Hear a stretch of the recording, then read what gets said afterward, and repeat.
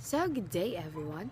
My name is Alrose Rivera, under the Bachelor of Secondary Education major in Biological Science. N- And now I am going to discuss to you the disproportional impact of the COVID-19 pandemic.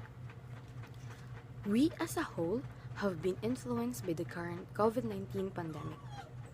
Notwithstanding, the effect of the pandemic and its outcomes are felt distinctively, relying upon our status as people and as citizenry.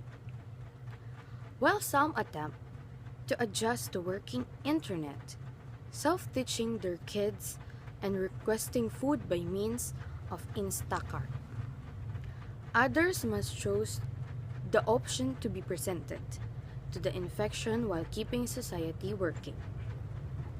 Our distinctive social characters and the gatherings of people we have a place will decide our consideration inside society, and likewise our witness and pestilence. As indicated by the World Health Organization's report Closing the Gap in a Generation, Health Equity Through Action on the Social Determinants of Health. Poor and inconsistent everyday environments are the outcomes of more profound, underlying condition that together style the manner in which social order are coordinated. Helpless social strategies and projects, uncalled for financial plans, and terrible legislative issues. And now there are four determinants I will reflect on, and that's racism and discrimination, poverty, residential segregation, and underlying medical conditions. So the first one is the racism and discrimination. This means notwithstanding developing interest in understanding the relationship between the social determinants of well-being and well-being results.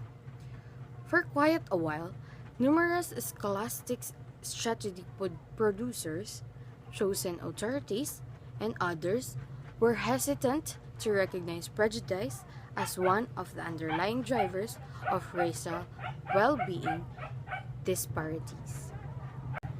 And the second one is poverty, which means COVID has turned the existence of families with kids topsy-turvy.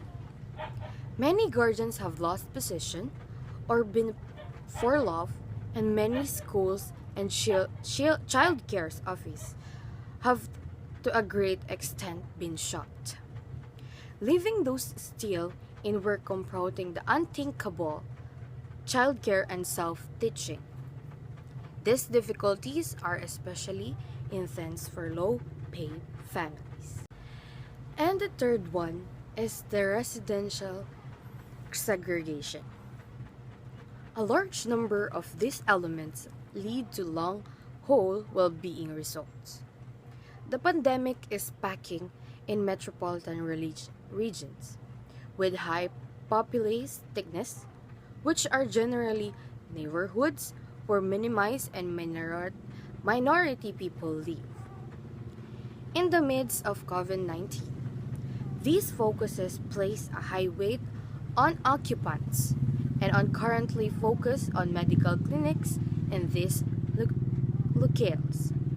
Methodologies most predicted to control the spread of COVID-19, social separating and continuous hand washing, are not generally down to earth for the people who are detained or for the large numbers who live in.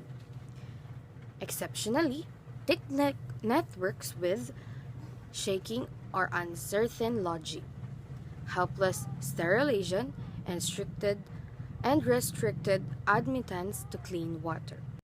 And the last one is the underlying medical conditions, which means studies have shown the COVID-19 doesn't influence all populace bunches similarly. The danger of extreme COVID-19 increments as the quantity of fundamental ailments expansion in a person.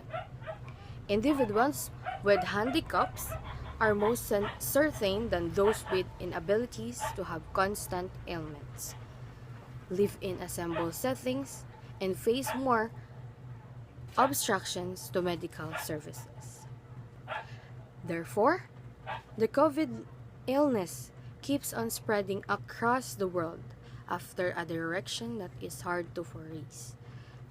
The well-being philanthropic and financial arrangements embraced by nations will decide to the speed and strength of recuperation. And that's all. Thank you.